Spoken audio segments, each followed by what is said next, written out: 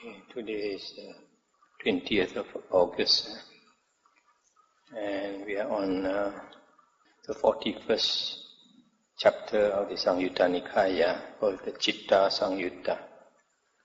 We've gone through 7 suttas yesterday. Today we come to Sutta 41.8.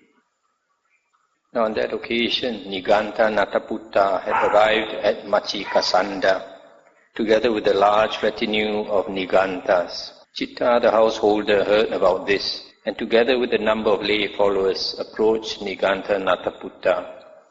He exchanged greetings with Niganta Nataputta, and when they had concluded their greetings and cordial talk, sat down to one side.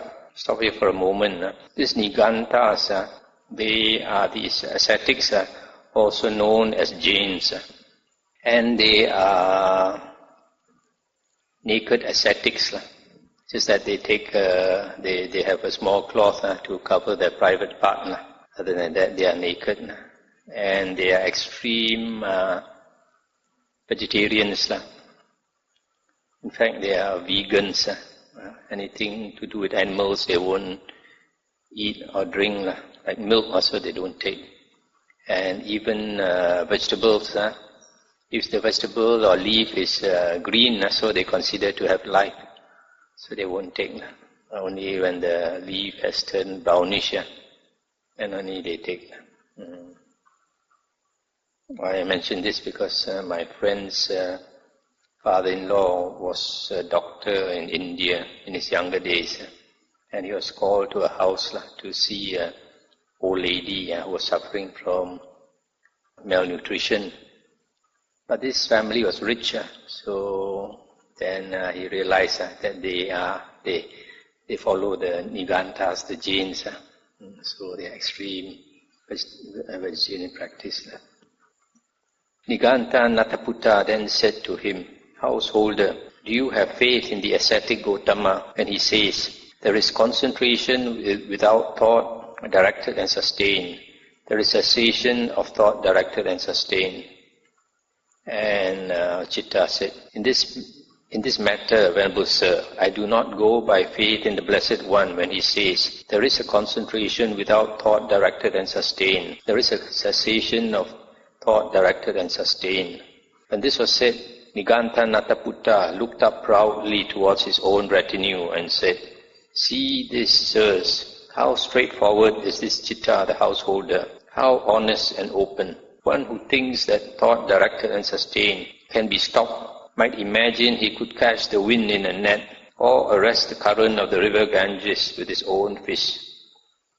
Stop here for a moment. This one, the Buddha taught that in the first jhana, you have one of the 5 jhana factors is vitaka and vichara, thought directed and sustained. But when you enter the second jhana, this thought directed and sustained stops.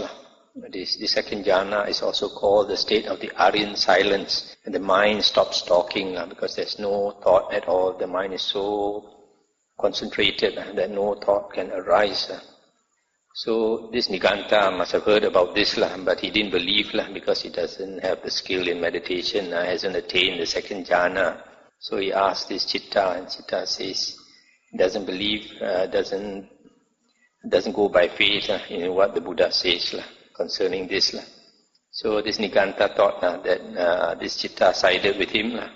So he praised this Citta. And then Citta asked him, "What do you think, Venerable Sir? Which is superior, knowledge or faith?" "Knowledge, householder, is superior to faith." And Citta said, "Well, Venerable Sir, to whatever extent I wish, secluded from sensual pleasures, secluded from unwholesome states, I enter and dwell in the first jhana, which is accompanied by thought directed and sustained, with delight and happiness born of seclusion. Then, to whatever extent I wish, with the subsiding of thought directed and sustained, I enter and dwell in the second jhana. Then to whatever extent I wish, with the fading away as well of delight, I enter and dwell in the third jhana. Then to whatever extent I wish, with the abandoning of pleasure and pain, I enter and dwell in the fourth jhana. Since I know and see thus, Venerable Sir, in what other ascetic or Brahmin need I place faith regarding the claim that there is a concentration without thought directed and sustained, a cessation of thought directed and sustained? And this was, I stop here for a moment. So here, Citta is saying that he can easily enter the 4 jhanas. And because he has entered the 4 jhanas, he has experienced this state in the 2nd jhana upwards, where thought directed and sustained ceases naturally. So he says he has the knowledge of it, the experience of it. That's why he doesn't need to have faith in what the Buddha says. When this was said, Niganta Nataputta looked askance at his own retinue and said, "See this, sirs, how crooked is this Citta the householder, how fraudulent and deceptive." And Citta said, "Just now, Venerable Sir, we understood you to say, 'See this, sirs, how straightforward is this Citta the householder, how honest and open.' Yet now we understand you to say, 'See this, sirs, how crooked is this Citta the householder, how fraudulent and deceptive.' If your former statement is true, Venerable Sir, then your latter statement is false. While if your former statement is false, then your latter statement is true. Further, Venerable Sir, these 10 reasonable questions come up.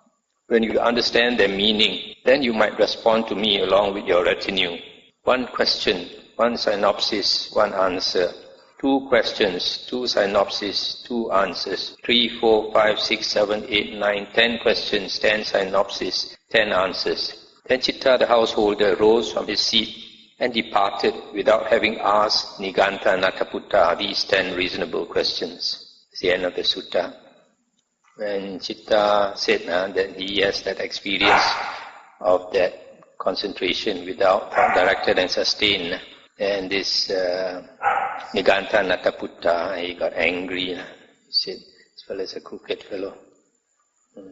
Then Citta told him, normally when the Buddha taught his disciples, if they meet this type of external ascetics who like to argue, and then you ask them these 10 things, 1 question, 1 synopsis, 1 answer, and then 2 and 3 up to 10, and they won't be able to answer.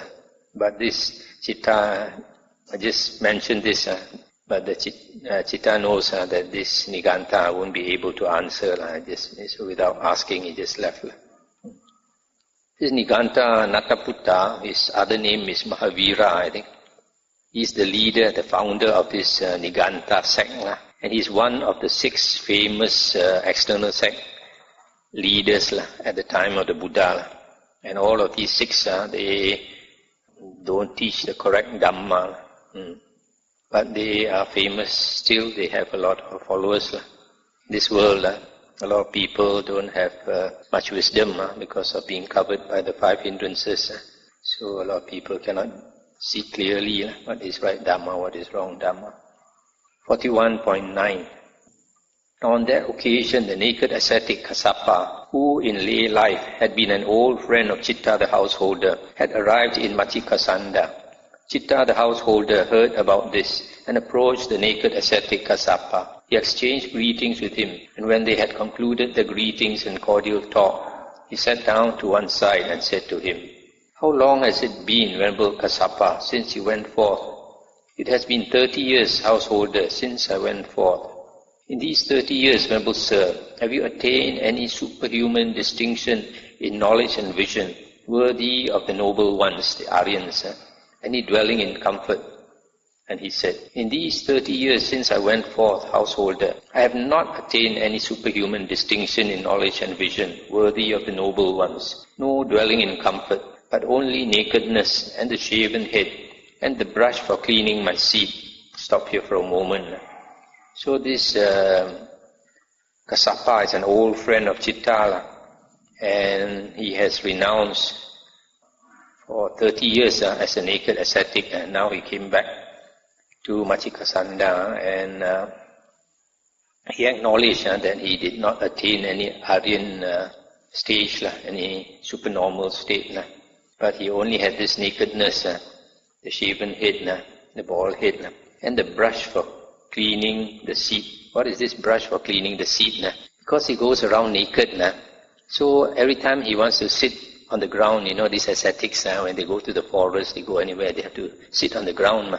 So when he sits on the ground, his backside is exposed. The pebbles and the stones will prick his backside. So he has to use the brush to clean away all the big stones so that he can sit without being poked by all the stones. When this was said, Citta the householder said to him, "It is wonderful indeed, sir. It is amazing indeed, sir. How well expounded is the Dhamma, in that after 30 years you have not attained any superhuman distinction in knowledge and vision worthy of the noble ones, no dwelling in comfort, but only nakedness and the shaven head and the brush for cleaning your seat."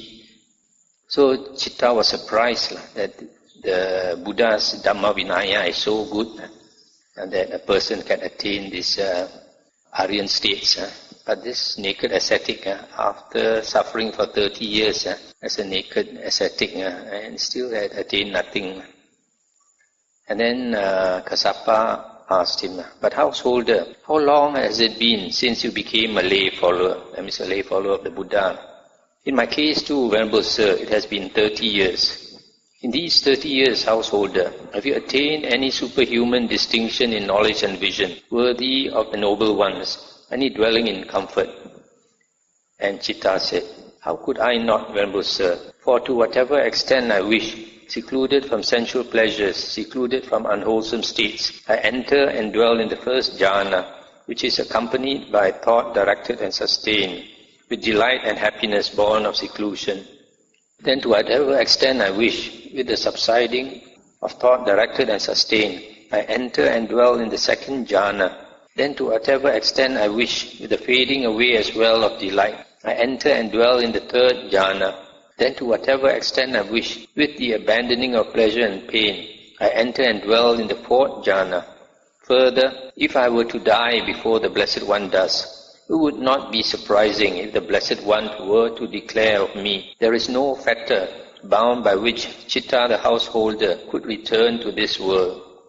And this was said, I stop here for a moment. So Citta is saying that he can attain the 4 jhanas which are considered superhuman states, supernormal, Uttari Manusa Dhamma, super normal states which a normal person cannot attain. Also, Citta says if he were to die, the Buddha would say that he is a non-returner. He will not come back to this human world, will not be reborn in this human world.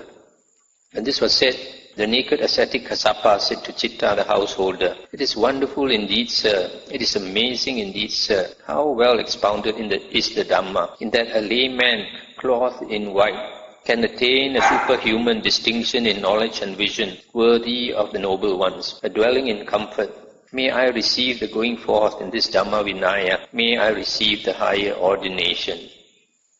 Oh, he is so impressed that Kassapa, even as a layman enjoying the family life, can attain such high states, whereas he is suffering as a naked ascetic and yet cannot attain anything. So he asked Citta to bring him to ordain. Then Citta the householder took the naked ascetic Kassapa to the elder monks and said to them, "Venerable sirs, this naked ascetic Kassapa is an old friend of ours from lay life. Let the elders give him the going forth. Let them give him the higher ordination. I will be zealous in providing him with robes, alms, food, lodging, and medicinal requisites." Then the naked ascetic Kassapa received the going forth in this Dhamma Vinaya. He received the higher ordination, and soon, not long after his higher ordination, dwelling alone, withdrawn, diligent, ardent, and resolute, the Venerable Kassapa, by realizing it for himself with direct knowledge, in this very life, entered and dwelt in that unsurpassed goal of the holy life, for the sake of which clansmen rightly go forth from the household life into homelessness. He directly knew, destroyed his birth, the holy life has been lived, what had to be done has been done, there is no more for this state of being, and the Venerable Kassapa became one of the Arahants. So here he says, soon, not long after his higher ordination, he attained arahanthood. This soon, not long after his higher ordination, will be at least a few years, because normally he has to train under a teacher for at least 5 years. Then after that, he's allowed to go and live alone and do his work very hard to attain liberation. So normally, even during the Buddha's time, monks would take at least more than 10 years or 20 years and then become arahants. But there are, of course, exceptions like Sariputta and Moggallana and Mahakassapa and all that. The next sutta, 41.10. On that occasion, Citta the householder was sick, afflicted, gravely ill. Citta was dying. Then a number of park devatas, grove devatas, tree devatas, and devatas dwelling in medicinal herbs and forest giants assembled and said to Citta the householder, "Make a wish, householder. Make a wish thus. May I become a wheel-turning monarch in the future." Stop here for a moment. This wheel-turning monarch is a universal monarch. That means he rules over the whole earth. The whole earth wants him to become the king. And this was said, Citta the householder said to those devatas, "That too is impermanent, that too is unstable. One must abandon that too and pass on." So Citta is saying, even that state of a wheel-turning monarch, although it's such a happy state, but it is impermanent. Even that will pass away. When this was said, Citta the householder's friends and companions, relatives and kinsmen said to him, "Set up mindfulness, master, don't babble." And he said, "What did I say that makes you speak to me thus?" And they said, "You said to us, that too is impermanent, that too is unstable. One must abandon that too and pass on." Stop here for a moment. So these friends and relatives, they could not see the devas speaking to Citta. So they thought he was out of his mind. His mind was not stable. So he's simply babbling, simply talking nonsense. And he said, that was because park devatas, grove devatas, tree devatas, and devatas dwelling in medicinal herbs and forest giants assembled and said to me, "Make a wish, householder, thus.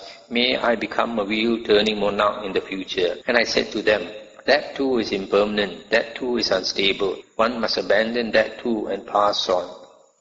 And they asked him, "What advantage do those devatas see, master, that they speak to you thus?" And he said, "It occurs to those devatas, this Citta the householder is virtuous, of good character. If he should wish, may I become a wheel-turning monarch in the future. As he is virtuous, this wish of his could succeed because of its purity. The righteous king of righteousness will provide righteous offerings." Seeing this advantage, those devatas assembled and said, "Make a wish, householder, thus. May I become a wheel-turning monarch in the future." And I said to them, "That too is impermanent, that too is unstable. One must abandon that too and pass on." I'll stop here for a moment. So Citta said, these devas, they thought that Citta, if he makes a wish, he can become a wheel-turning king. And if he becomes a wheel-turning king, he's such a good person, then he will ask the people to make offerings to all these devatas. So that's why they thought it's good if he can become a king, and humans will make offerings to these devatas. And his friends and relatives said to Citta, "Then exhort us too, householder." Asked him to advise them also. And he said, "Therefore you should train yourselves thus. We will be possessed of confirmed confidence in the Buddha." That means saddha, unshakable confidence in the Buddha thus. The Blessed One is an arahant, perfectly enlightened, accomplished in true knowledge and conduct, fortunate knower of the world, unsurpassed leader of persons to be tamed, teacher of devas and humans, the enlightened one, the Blessed One. We will be possessed of confirmed confidence in the Dhamma thus. The Dhamma is well expounded by the Blessed One, directly visible, immediate, inviting one to come and see, applicable to be personally experienced by the wise. We will be possessed of confirmed confidence in the Sangha thus. The Sangha of the Blessed One's disciples is practicing the good way, practicing the straight way, practicing the true way, practicing the proper way, that is, the 4 pairs of persons, the 8 types of individuals. This Sangha of the Blessed One's disciples is worthy of gifts, worthy of hospitality, worthy of offerings, worthy of reverential salutation, the unsurpassed field of merit for the world. Whatever there may be in our family that can be given away, all that we will share unreservedly with the virtuous ones who are of good character. It is in such a way that you should train yourselves. And having inspired confidence in the Buddha, the Dhamma and the Sangha among his friends and colleagues, his relatives and kinsmen, and having exhorted them in generosity, Citta, the householder, passed away. That's the end of the sutta. So he was reborn in the Suddhavasa heavens, which is the 4th jhana heaven, because he had attained the 3rd fruit, Anagamin. But later, I think he came back to see the Buddha. Many of the Buddha's disciples, after they had gone to heaven, they remember the Buddha, they still come back to see him. So we are finished with chapter 41 now. We went through every of the 10 suttas, which was quite interesting. Now we come to chapter 42, Gamani Samyutta. Gamani means the headman, what we call the Penghulu, the village headman. At Savatthi, this is the first sutta, 42.1. These suttas are also very interesting. 42.1 at Savatthi. Then the headman, Chanda, the wrathful, approached the Blessed One, the angry man, paid homage to him, sat down to one side and said to him, Venerable Sir, what is the cause and reason why someone here is reckoned as wrathful? And what is the cause and reason why someone here is reckoned as gentle? Maybe he asked this question because people call him the wrathful, the angry man. And the Buddha said, Here, headman, someone has not abandoned lust. Because he has not abandoned lust, other people irritate him. Being irritated by others, he manifests irritation. He is reckoned as wrathful. He has not abandoned hatred. Because he has not abandoned hatred, other people irritate him. Being irritated by others, he manifests irritation. He is reckoned as wrathful. He has not abandoned delusion. Because he has not abandoned delusion, other people irritate him. Being irritated by others, he manifests irritation. He is reckoned as wrathful. This headman is the cause and reason why someone here is reckoned as wrathful. Here, headman, someone has abandoned lust. Because he has abandoned lust, other people do not irritate him. Not being irritated by others, he does not manifest irritation. He is reckoned as gentle. He has abandoned hatred. Because he has abandoned hatred, other people do not irritate him. Not being irritated by others, he does not manifest irritation. He is reckoned as gentle. He has abandoned delusion. Because he has abandoned delusion, other people do not irritate him. Not being irritated by others, he does not manifest irritation. He is reckoned as gentle. This headman is the cause and reason why someone here is reckoned as gentle. When this was said, Chanda, the headman, said to the Blessed One, Magnificent Venerable Sir, Magnificent Venerable Sir, the Dhamma has been made clear in many ways by the Blessed One, as though he were turning upright what had been turned upside down, revealing what was hidden, showing the way to one who was lost, or holding up a lamp in the dark for those with eyesight to see forms. I go for refuge to the Blessed One, and to the Dhamma, and to the Bhikkhu Sangha. From today, let the Blessed One remember me as a lay follower who has gone for refuge for life. So here the Buddha says that a person, if he has lust, hatred and delusion, so because of these unwholesome states, he irritates other people, and so other people irritate him in return. So when other people irritate him in return, he becomes angry. That's why he's called wrathful, angry person. Whereas another person, if he has abandoned lust, hatred and delusion, then he does not irritate others. And other people not being irritated by him will not irritate him back. So he does not get angry. So because of that, he is called a gentle person.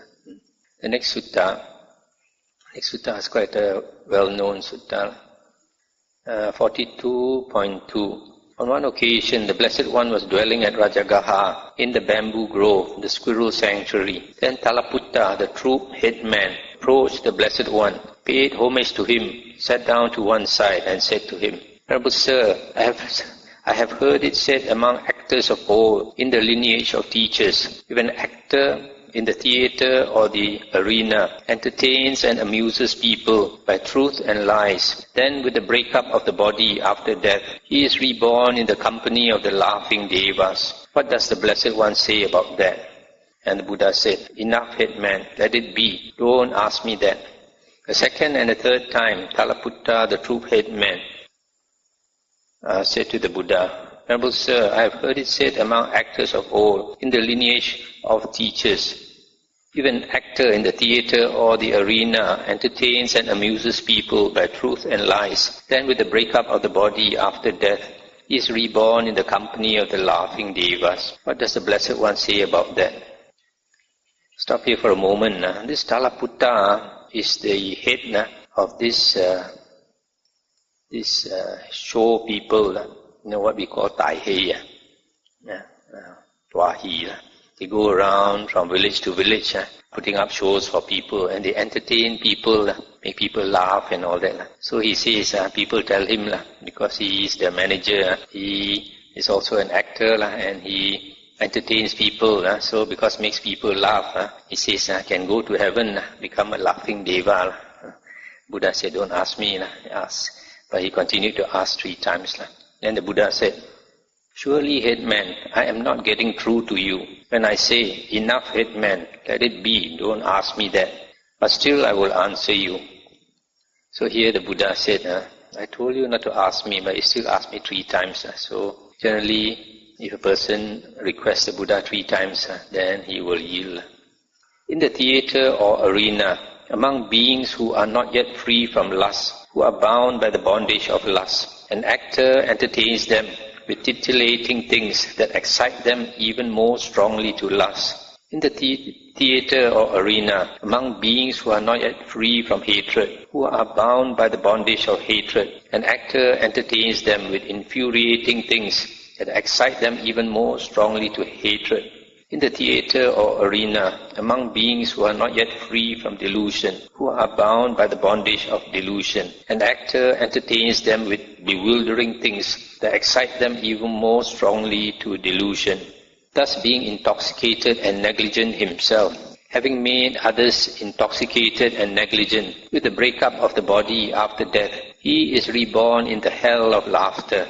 But should he hold such a view as this, if an actor in the theatre or the arena entertains and amuses people by truth and lies, then with the breakup of the body after death, he is reborn in the company of the laughing devas. That is a wrong view on his part.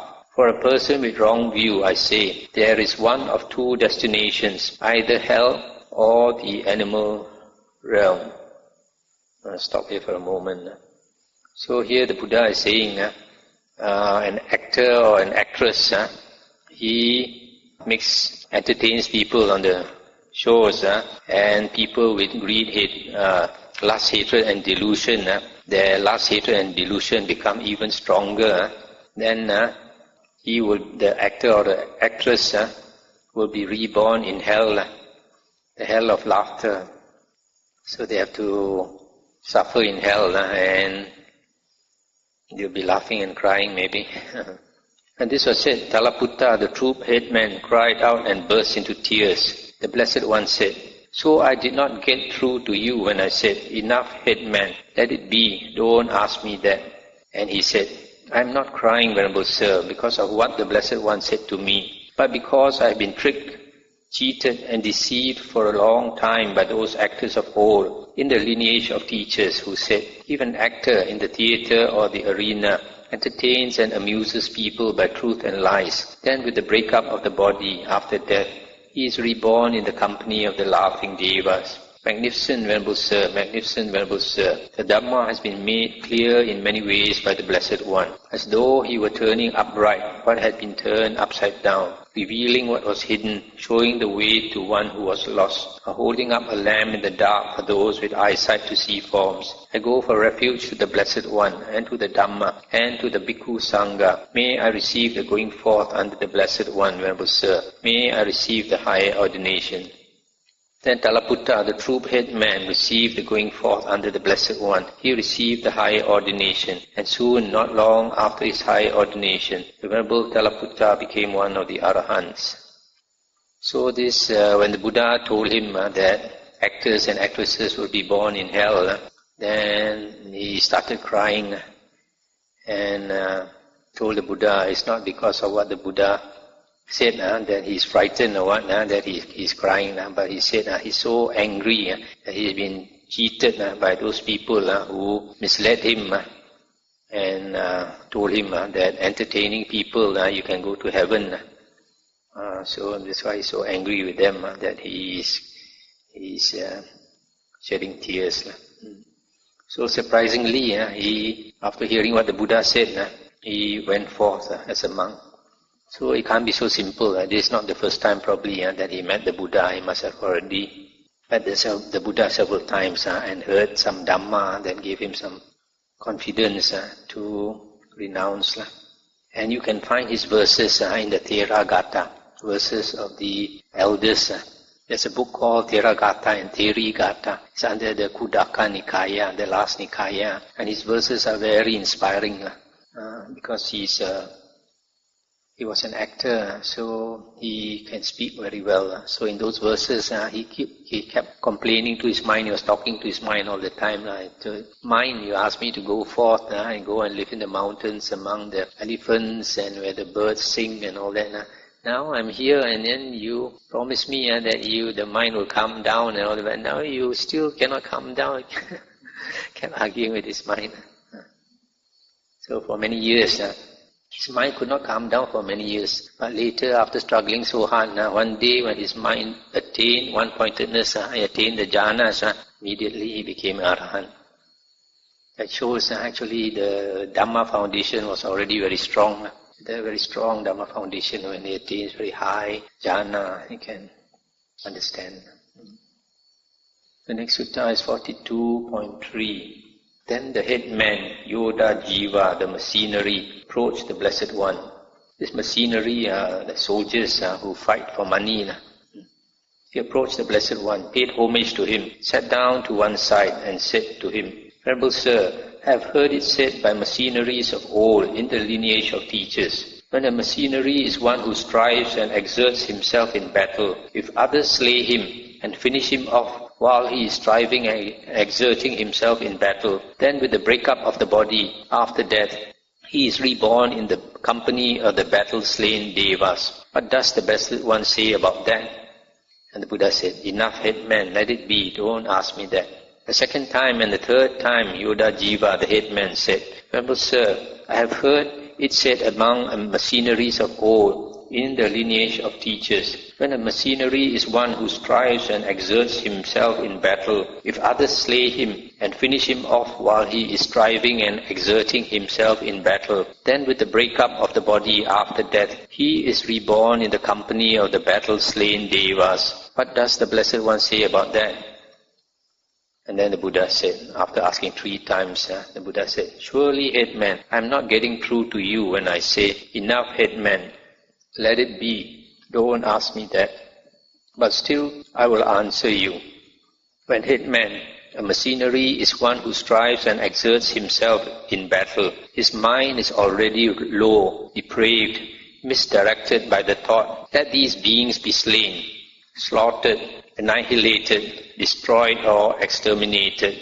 If others then slay him and finish him off while he is striving and exerting himself in battle, then with the breakup of the body after death, he is reborn in the battle-slain hell. But should he hold such a view as this, when a mercenary strives and exerts himself in battle, if others slay him and finish him off while he is striving and exerting himself in battle, then with the breakup of the body after death, he is reborn in the company of the battle-slain devas.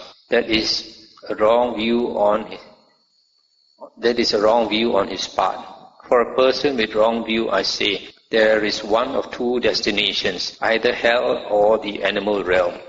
Stop here for a moment. So here the Buddha says, this mercenary, this soldier who fights for money, if in the battle he's fighting, he wants to kill all the enemies, then if he is killed himself, because he has hatred in his mind, then he will go down to hell.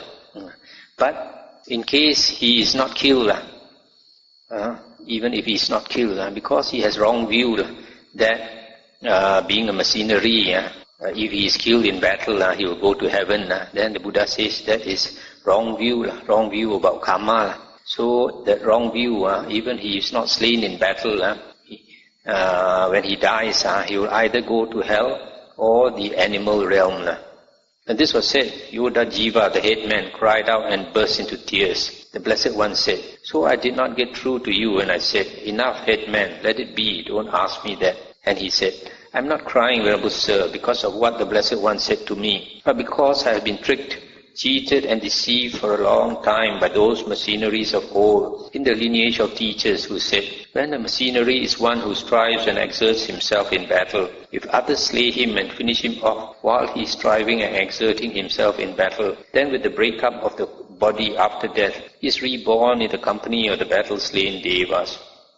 And he said, magnificent Venerable Sir, from today let the Blessed One remember me as a lay follower who has gone for refuge for life. So here, people who fight as a soldier for money, so because they are violent, their mind is low, because they want to kill, their mind is low, so after death, they don't go to a good place. Which reminds us, we Chinese like to pray to Quan Kung. Where do you think Quan Kung has gone? 42.6. On one occasion, the Blessed One was dwelling at Nalanda in Pavarika's mango grove. Then Asi Bandakaputta, the headman, approached the Blessed One, paid homage to him, sat down to one side and said, Venerable Sir, the Brahmins of the western region, those who carry around water pots, wear garlands of water plants, immerse themselves in water, and tend the sacred fire, are said to direct a dead person upwards, to guide him along and conduct him to heaven. But the Blessed One, Aryan, Sammasambuddha, is able to bring it about that with the breakup of the body after death, the entire world might be reborn in a good destination, in a heavenly world. Stop here for a moment. So this Asibandakaputta, he asked the Buddha, he said, I think he also is a Brahmin of the western region. He said, these Brahmins of the western region, they have a belief when their relative passes away, the translation given in the Pali Text Society book is, they lift him up and carry him out, call on him by name and speed him heavenwards. In other words, when the relative passes away, they quickly take out his dead body and hold it facing the sky, hold it very high facing the sky, and call out his name. Ali, you see heaven? Go to heaven, heaven is there. Something like that. So they think because this corpse is facing heaven, so his soul will naturally go to heaven. So he said, but now we have a Arhan Sammasambuddha in the world. Surely the Buddha, you can bring everybody to heaven. If the Buddha can bring you to the Pure Land, I think he also here can bring you to heaven. So see what the Buddha says about bringing you to the Pure Land. The Buddha said, well then, headman, I will question you about this. Answer as you see fit. What do you think, headman? Suppose there is a person here who destroys life, that means who takes life, takes what is not given, engages in sexual misconduct, speaks falsely, speaks divisively, speaks harshly, chatters idly. one who is covetous, full of ill will, and holds wrong view. Then a great crowd of people would come together and assemble around him, and they would send up prayers and recite praise and circumambulate him, making reverential salutations, saying, with the breakup of the body after death, may this person be reborn in a good destination, in a heavenly world. What do you think, headman? Because of the prayers of the great crowd of people, because of their praise, because they circumambulate him with making reverential salutations, would that person, with the breakup of the body after death, be reborn in a good destination, in a heavenly world? Stop here for a moment. So here the Buddha is saying, suppose there is a man, he breaks all the precepts. There's a lot of evil. So when he dies, people come together and pray and chant and ask him to go to heaven. Can he go to heaven? And the headman, after thinking about it, he said, no, Venerable Sir.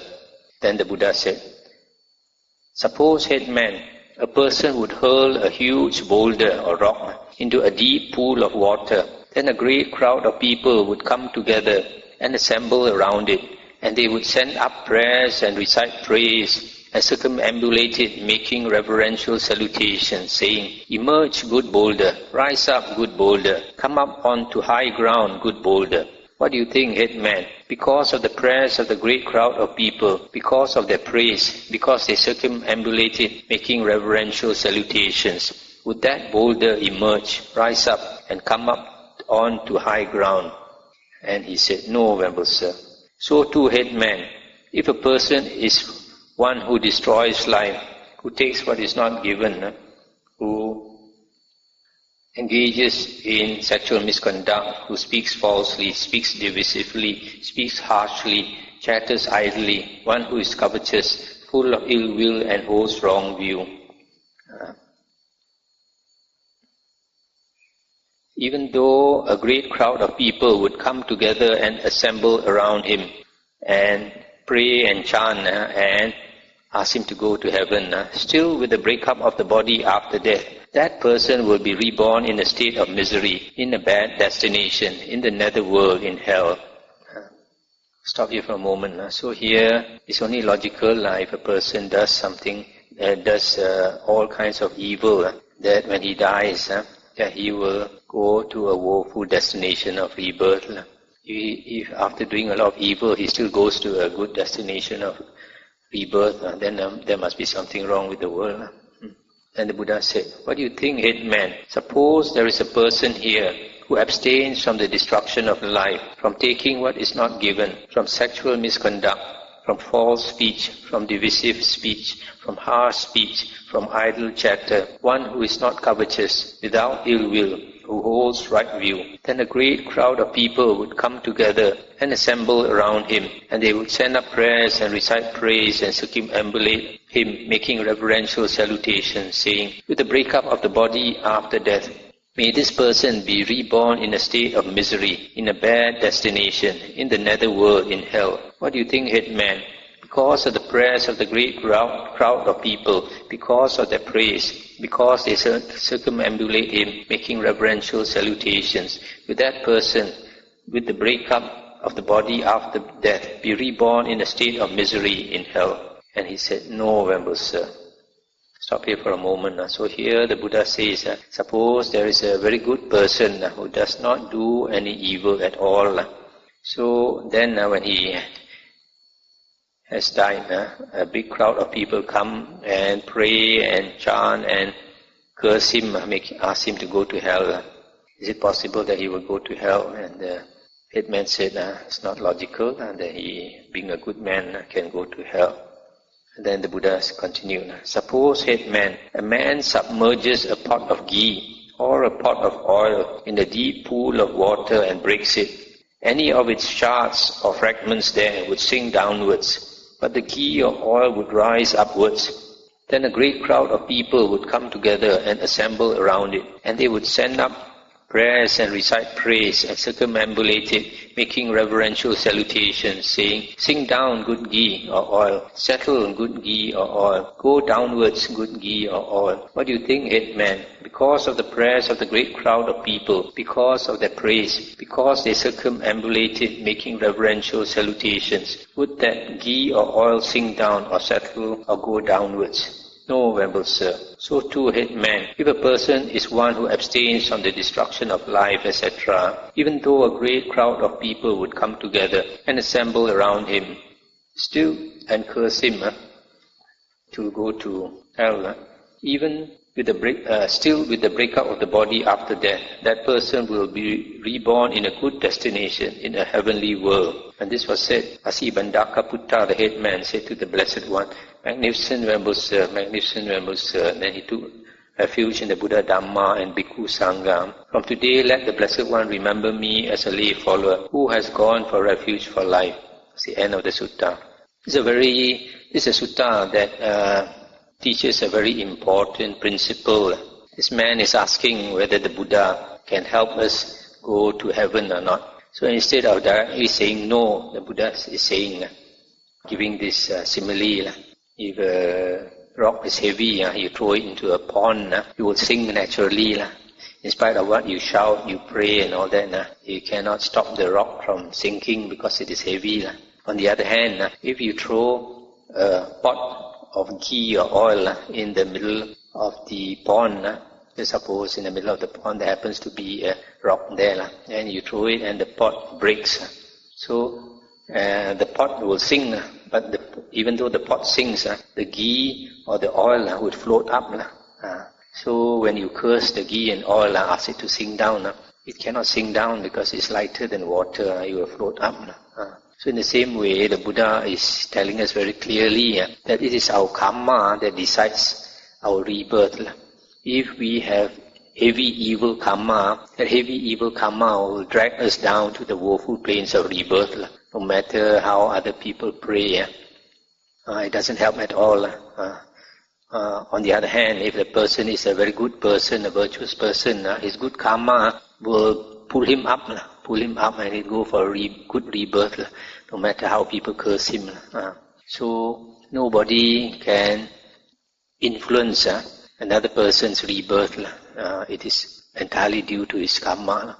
So you see, like in this Chinese Buddhism, they like to do a lot of chanting and all that, Chao Tu and all that. According to this type of sutta, it's of no effect at all. It's your karma that decides where you're reborn.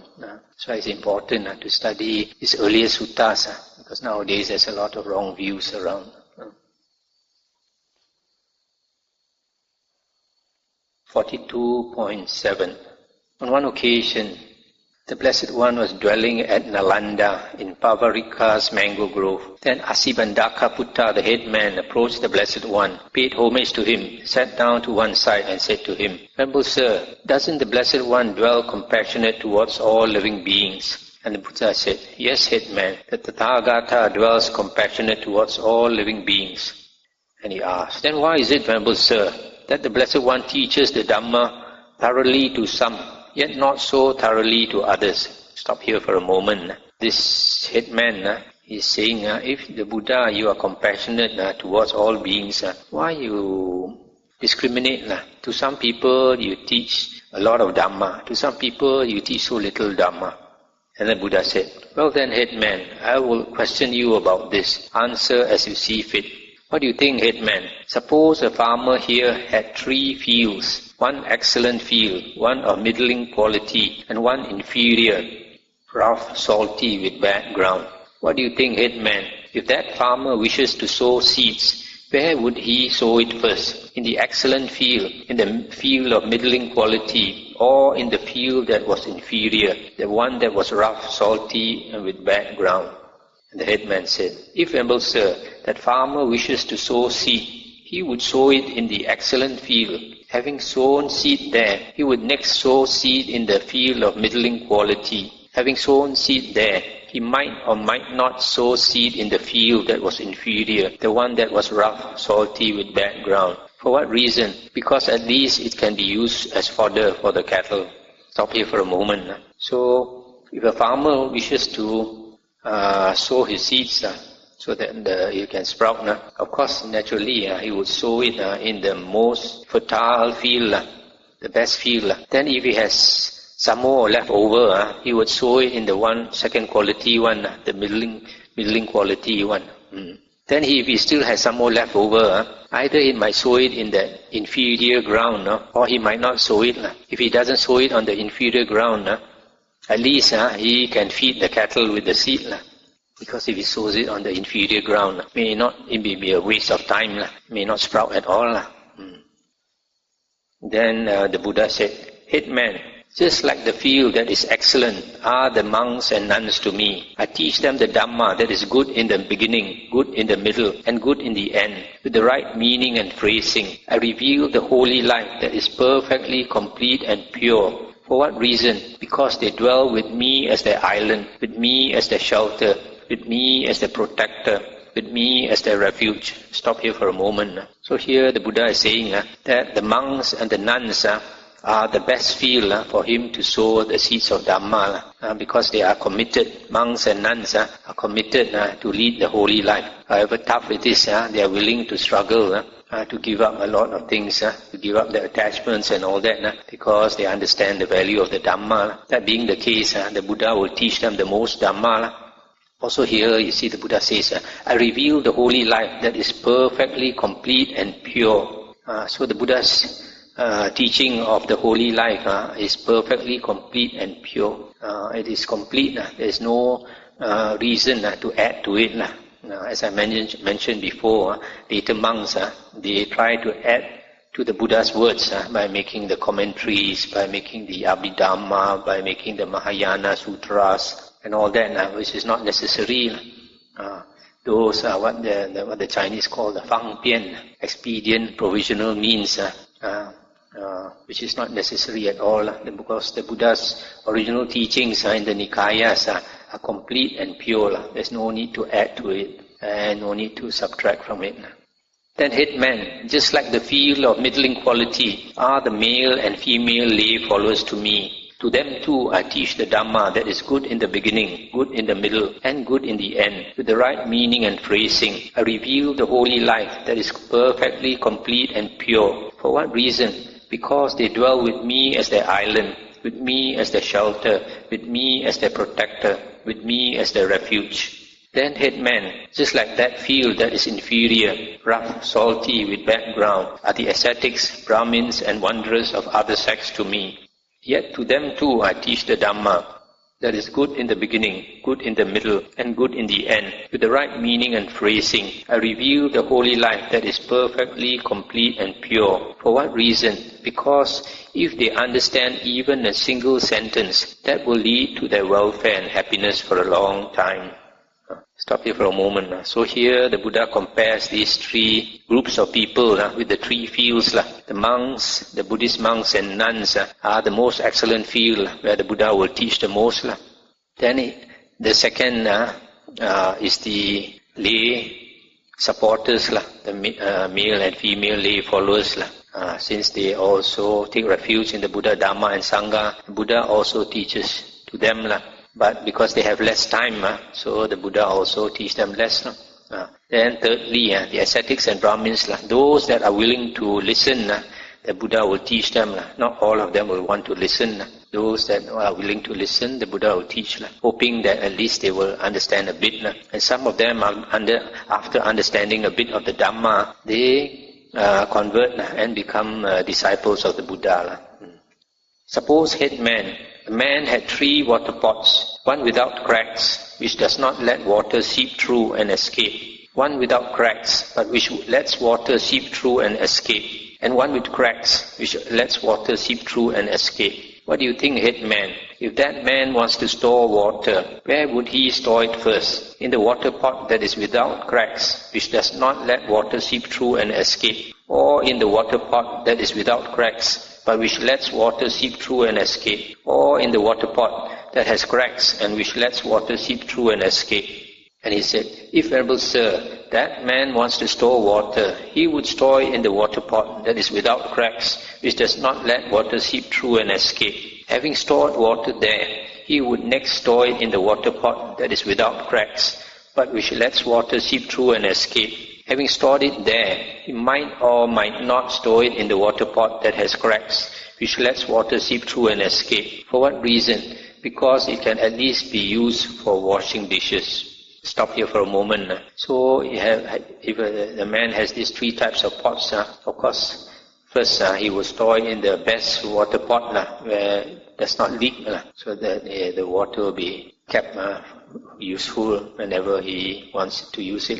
Then if he still has a lot of water left, he will store it in the second best water pot, which although is not cracked, but allows some water to seep through. And then the third water pot, which has cracks, probably best not to keep it there, but for some reason or other he may want to keep it there, even though it seeps through slowly, the water, because if he doesn't keep it there, at least he can use it for washing dishes, and don't waste it by letting it leak away.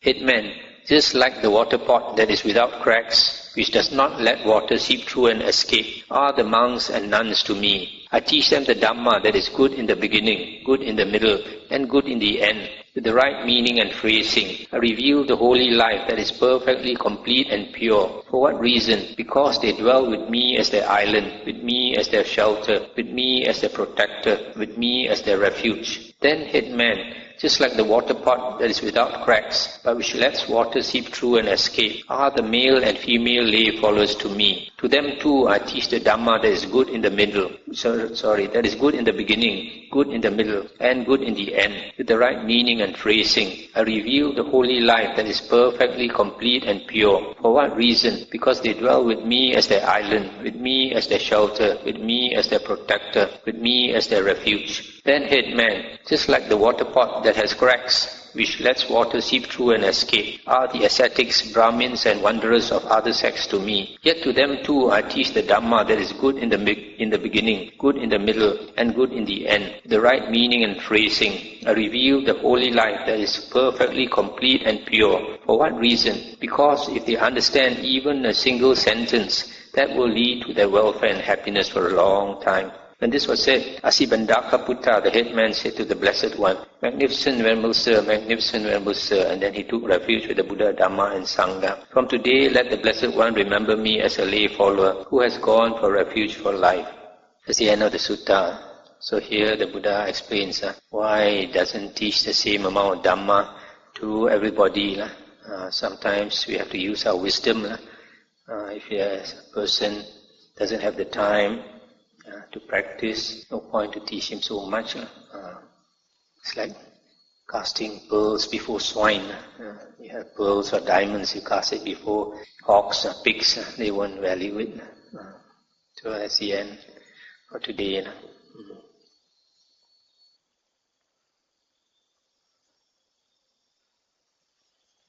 Quite interesting, some of these suttas. So, when you spoke on the first one on the actor in Salapuha, so is the Salapuha, for that, is acting, is it wrong livelihood, considered a wrong livelihood? It depends on what type of acting, what type of show you put up.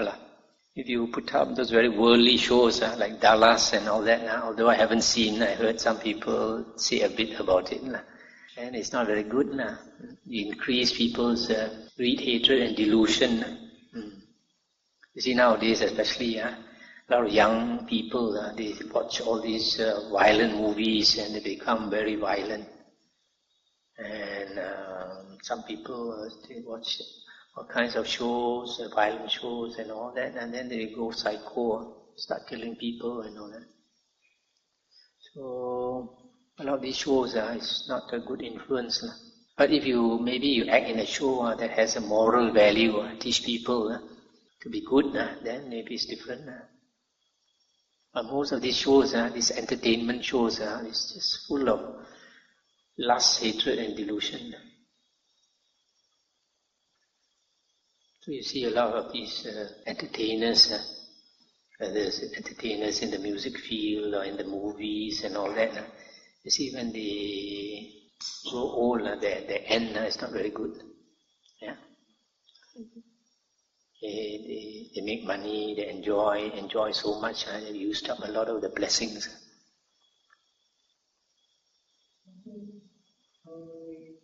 Is it true that people think a lot, especially if they acquire a lot of knowledge, whether for spiritual, I like to take Ananda, Venerable Ananda as an example, because he saw so much Citta in his mind, that probably he also doesn't have the time to practice, just to look after the Buddha and do a lot of administration.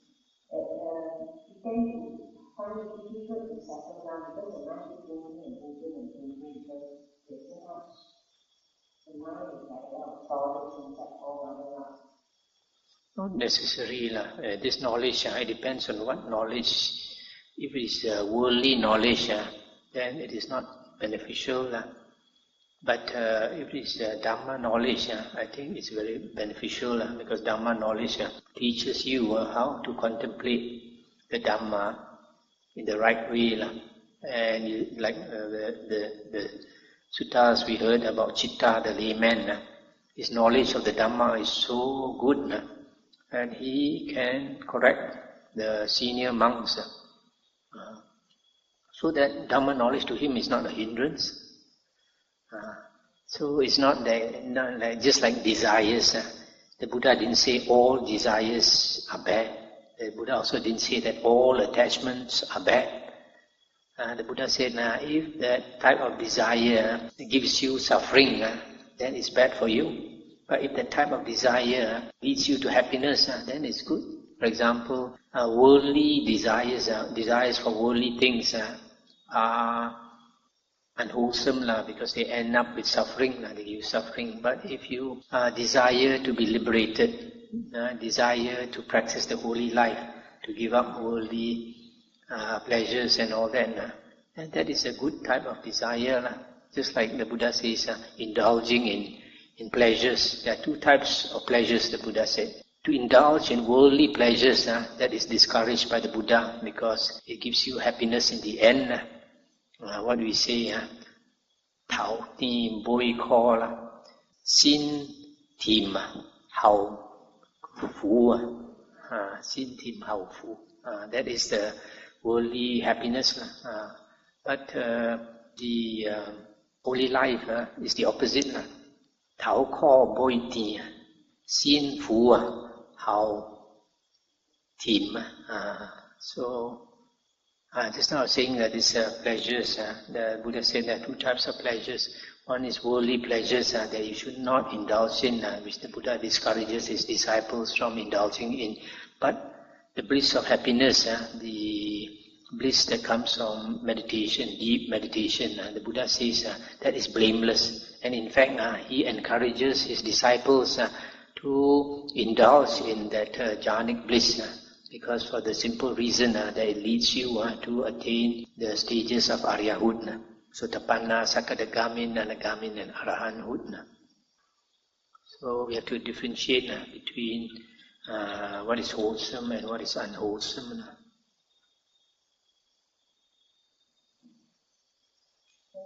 Sometimes they're not interested in a certain Dhamma topic, for example, then if you have an obsessive mind and you stop practicing meditation, then the mind so often will do research into that particular topic and taking all the Nikaya away. So you can just have a type of meditation practice and probably for weeks you do. So that is in the suttas, the Buddha says it is alright for a monk to teach Dhamma, but even if he teaches Dhamma, every day he has to set aside some time for meditation, to calm his mind, to tranquilize his mind. It's alright for a monk to investigate the Dhamma, to study the suttas or to repeat the suttas, but he must set aside some time every day to meditate. It's not like you set aside a few weeks or a few months. No. That is not. Every day you must do your meditation practice.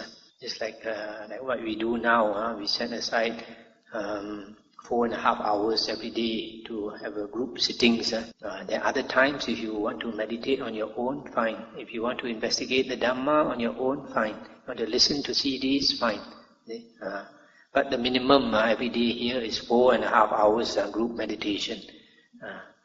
That is enough to make us progress. But of course, even investigating the Dhamma, we have to be very careful. As I mentioned in my book Liberation, studying too much is one extreme. Not studying at all the Dhamma is another extreme. So we have to take the middle path, and the middle path is to investigate only the Buddha's words in the Nikayas, in the original discourses of the Buddha in the Nikayas. Of course, if you want to investigate, for example, Abhidhamma, I did, I spent some time, but not too much time. Spent some time, but with my foundation of the suttas, my understanding of the suttas, when I study the Abhidhamma, I can know where are the contradictions with the suttas, you see. If your foundation of the suttas is not good enough, when you study Abhidhamma, you don't know, there's a lot of contradiction. Similarly, when you study Mahayana books, and you compare them with the original suttas, if you have good knowledge of the original suttas in the Nikayas, straight away you will know contradictions, where there are contradictions. Because a lot of these later books like Abhidhamma, Mahayana, Visuddhimagga, commentaries and all that, they have a lot of Dhamma. But they add a bit of Dhamma, what is contrary to Dhamma. They put a bit of shit in the nice food. So if you are ignorant, you swallow the whole thing, including the shit inside. So you have to be very careful so that you know how to differentiate. So we study the other books just for comparison. So we should spend our time investigating only the original suttas in the earliest 4 Nikayas, plus the 6 books of the Khuddaka Nikaya that I mentioned in my book Liberation. So if we concentrate on these original words of the Buddha, we study them again and again, we'll have a very good foundation on the Dhamma. And this understanding of the Dhamma is extremely important, because the Buddha says in the suttas, there are only 5 occasions when a person attains liberation. And out of these 5 occasions, 4 of them have to do with the Dhamma. So it shows that if you don't know enough Dhamma, you can never be liberated. One is when a person is listening to the Dhamma, he becomes liberated. Second, when a person is teaching the Dhamma. For example, like these few weeks, I've been teaching this Samyutta Nikaya. I have to do a lot of homework, to study, and then there are some words which are not very clear, the translation. I have to check the Pali dictionary. I have to check the original Pali text, and then I have to compare with the Pali text, Society translation, and all these things. So when I prepare these suttas to teach, in the process of teaching, I also learn more Dhamma. You see. So the second time a person attains liberation is when he's teaching the Dhamma. The third time when he's repeating the Dhamma. During the Buddha's time, they repeat the suttas again and again. But nowadays, since we have it in book form, instead of repeating, we study the suttas again and again. It's the same as repeating the suttas. I keep studying them again and again. Understand more. And the fourth occasion, when he reflects on the Dhamma. Having learned the Dhamma, when we are free, we reflect on it to understand it better. To see it from different angles. So 4 of these occasions, a person can become liberated, can become an Arahant. Only the 5th occasion is during meditation, when he's contemplating on the Samadhi Nimitta, the object of the meditation. Because the object of the meditation is not the jhana itself, but when he comes out of the jhana, like the Buddha, having come out of the 4th jhana, he contemplated the 4 noble truths. So at that time, that is his Samadhi Nimitta, his object of concentration, is concentrated, his mind contemplating that 4 noble truths, and he became enlightened. So you see, even this last last moment, last one also may have to do with the Dhamma. So the Dhamma is extremely important. So the theory and the practice must go together. The theory is the studying of the suttas. The practice is sharpening our mind by practicing satipatthana, which will lead you to jhana. In the Buddha's discourses, satipatthana and jhana are not separate. Nowadays, some meditation teachers try to say that satipatthana and jhana are different, nothing to do with each other. But in the suttas, if you practice satipatthana correctly, it must lead you to the jhanas. Otherwise, you are not practicing satipatthana. You think you are practicing satipatthana. That's exactly what the suttas say.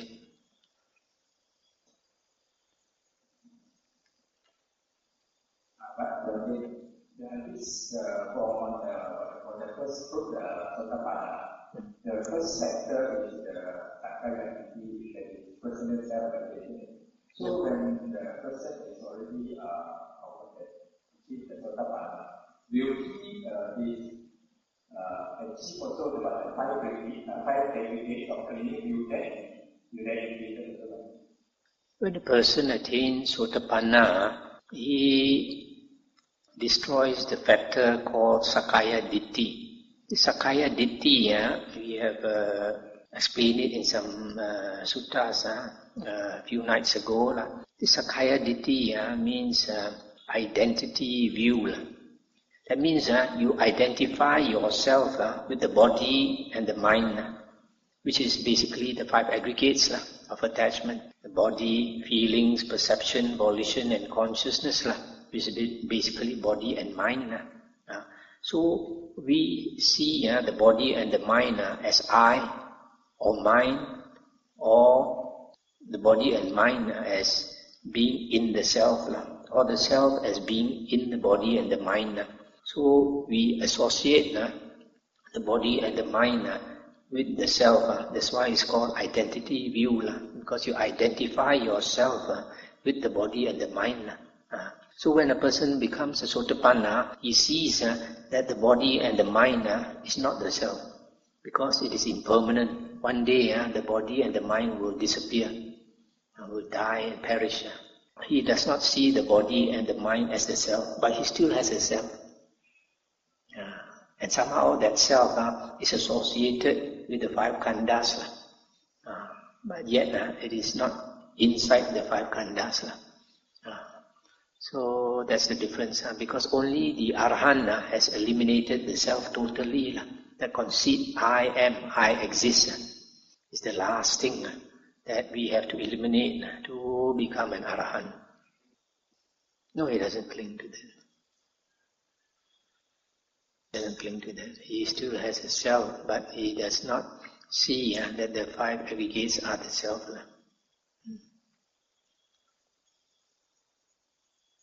Okay, shall we stop here for tonight?